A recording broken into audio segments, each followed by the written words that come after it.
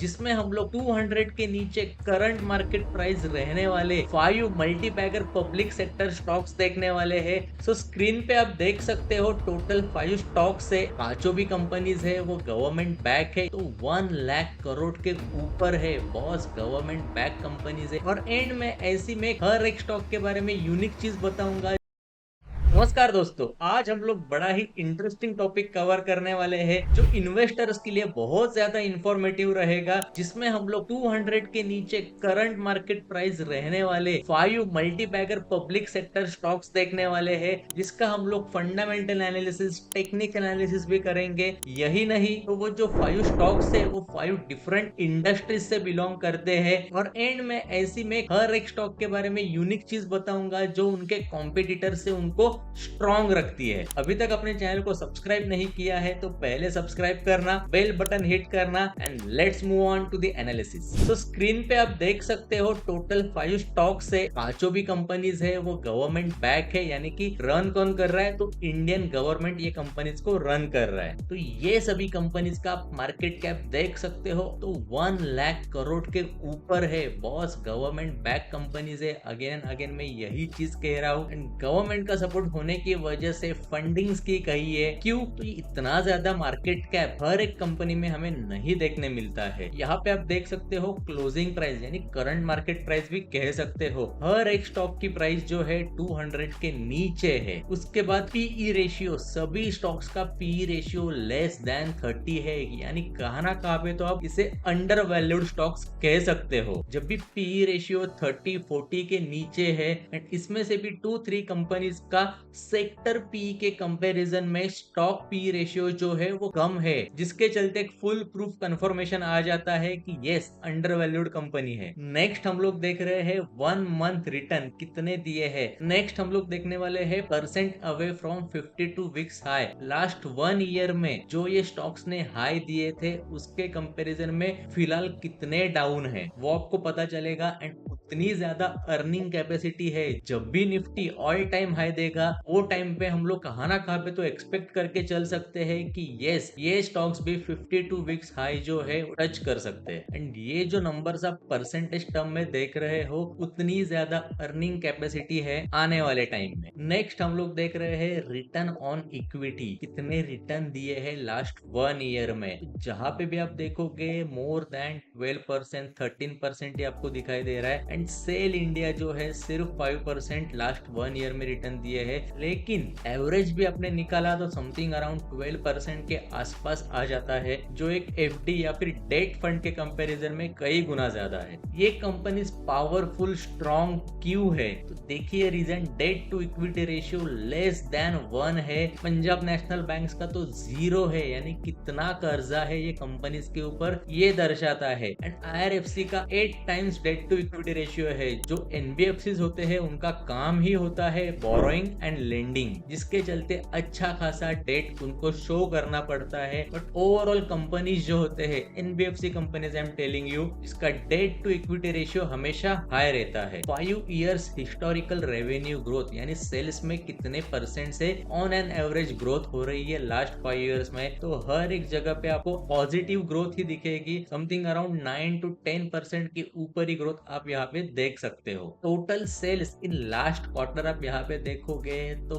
बहुत अच्छे नंबर है। आईओसी की देखोगे तो 1,96,000 का रेवेन्यू है। एंड बाकी के नंबर्स भी आप यहाँ पे देख सकते हो। यही नहीं तो जो नेट इनकम आ रही है, ऐसा नहीं है कि रेवेन्यू सिर्फ ज्यादा है, नेट इनकम भी पॉजिटिव है। एंड ईयर ऑन ईयर और एल्स क्वार्टर एंड क्वार्टर भी आप कंपेयर करके डेफिनेटली देख सकते हो। और ये एनालिसिस यहाँ पे सीमित ना होते हुए, जैसे मैंने कहा कि एंड में आपको 5 यूनिक चीजें बताने वाला हूँ 5 कंपनीज के बारे में। नेक्स्ट आप देखोगे तो DII holding change in last 6 months, hardly कुछ चेंजेस हुए हैं, यानी जो डोमेस्टिक इन्वेस्टर्स है उन्होंने अपने पोर्टफोलियो में ये पर्टिकुलर स्टॉक के चलते कितने चेंजेस किए हैं वो आपको यहाँ पे दिखाई देगा। यही नहीं तो म्यूचुअल फंड में भी आप देखोगे तो इतना ज्यादा चेंजेस नहीं है, सिर्फ सेल में आप देखोगे -1.86% का चेंज हुआ है। यानी अगर DII कहो या फिर म्यूचुअल फंड कहो, अपने फंड्स में ये पर्टिकुलर स्टॉक्स ऐड कर रहे हैं तो आपको यहाँ पे पॉजिटिव नंबर्स दिखेंगे। लेकिन लास्ट 6 मंथ्स में निफ्टी भी इतना नीचे आ गया था, फिर भी उतना ज्यादा चेंज यहाँ पे हमें नहीं देखने मिल रहा है। एंड रही बात डिविडेंड की, बॉस ये पब्लिक सेक्टर कंपनीज है जिसमें डिविडेंड 99% मिलता है। एंड जो आप स्क्रीन पे भी देख सकते हो,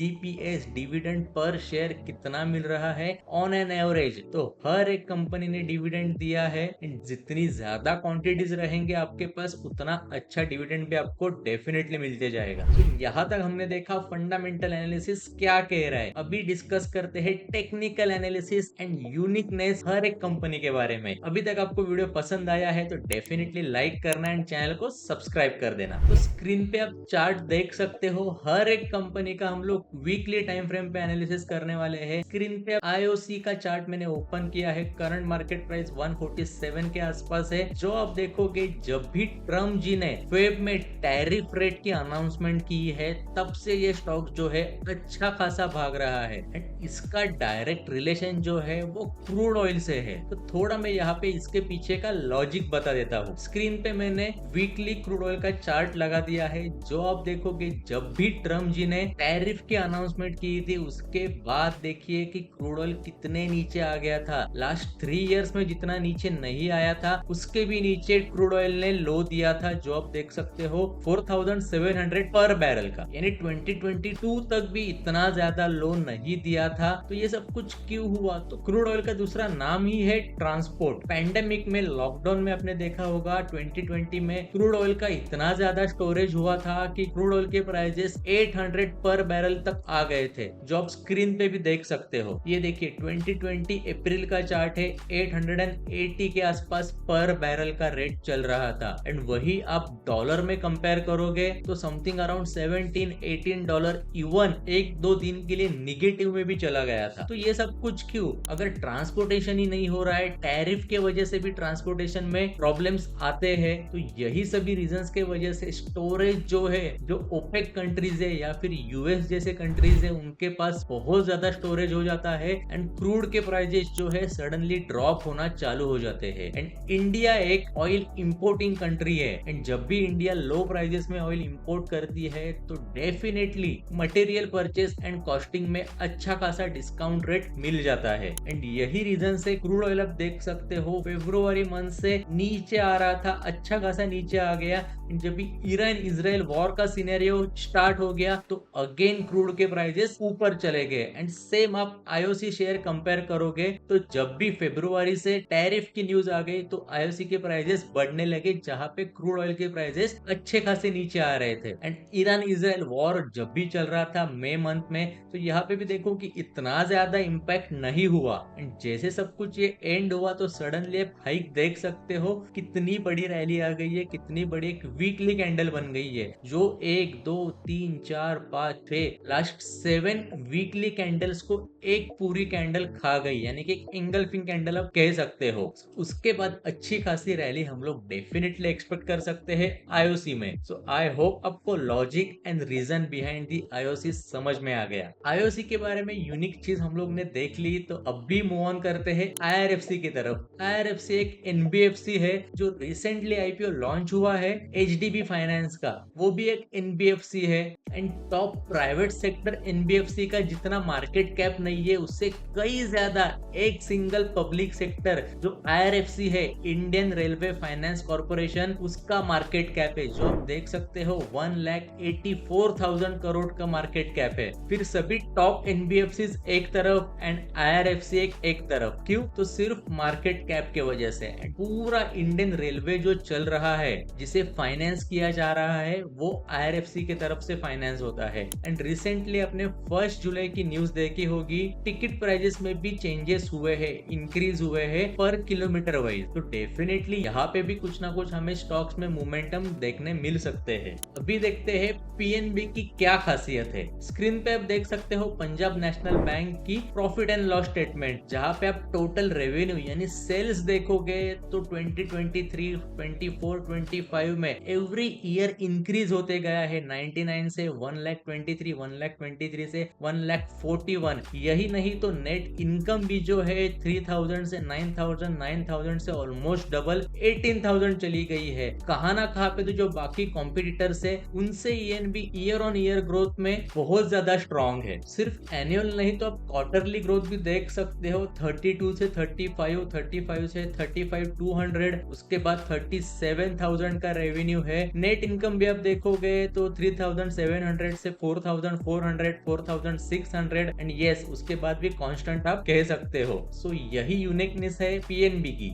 नेक्स्ट जो है गेल इंडिया। गेल इंडिया की mutual fund holding last 3 quarters में आप देख सकते हो एवरी क्वार्टर इंक्रीज होते गई है। यानी कुछ ना कुछ खास बात है इसमें। जो म्यूचुअल फंड एएमसीज ये स्टॉक खरीद रहे हैं 8.98 से 10 एंड 10 से 11.43 तक चली गई है, जिसका आप चार्ट भी देख सकते हो। यहाँ पे रिजेक्शन जोन है 200 के आसपास, लेकिन अच्छा खासा पुल बैक भी आपको वीकली टाइम फ्रेम पे देखने मिल रहा है। एंड लास्ट जो है वो है सेल यानी steel authority of India limited, जिसका आप चार्ट स्क्रीन पे देख सकते हो। एंड इसकी खासियत क्या है तो वीकली पे अच्छा खासा पुल बैक आपको दिखाई दे रहा है एंड नियर बाय रेजिस्टेंस नहीं है। करंट मार्केट प्राइस आप देख सकते हो 136 के आसपास है, जो अप्रैल से जून तक ऑलमोस्ट इतनी बड़ी रैली मिल गई थी। एक पुल बैक आ गया एंड अगेन पुल बैक को कवर करते हुए सिर्फ वीकली क्लोजिंग के लिए हमें वेट करना है। अगर 140, 137, 138 के आसपास क्लोजिंग आ रही है तो डेफिनेटली चांसेस है कि यस ये स्टॉक ऊपर जा सकता है। सो आई होप आपको ये एनालिसिस पसंद आया होगा। जो हमने फंडामेंटल्स देखे, एक यूनिकनेस देखी हर एक स्टॉक की, एंड हर एक स्टॉक डिफरेंट इंडस्ट्री से बिलोंग करता है। तो क्या आप पसंद करोगे अपने पोर्टफोलियो में ये स्टॉक्स रखने के लिए? मुझे जरूर यस करके कमेंट करना। एंड ऐसे ही किसी इंडस्ट्री के मल्टी बैगर स्टॉक्स के बारे में एनालिसिस चाहिए तो इंडस्ट्री का नाम मुझे कमेंट करके बताना and I will do the analysis. And ये वीडियो आपको पसंद आया है तो डेफिनेटली लाइक करना, चैनल को सब्सक्राइब करना एंड फ्रेंड्स एंड फैमिली के साथ शेयर करना। थैंक यू सो मच दोस्तों, मिलते हैं नेक्स्ट वीडियो में।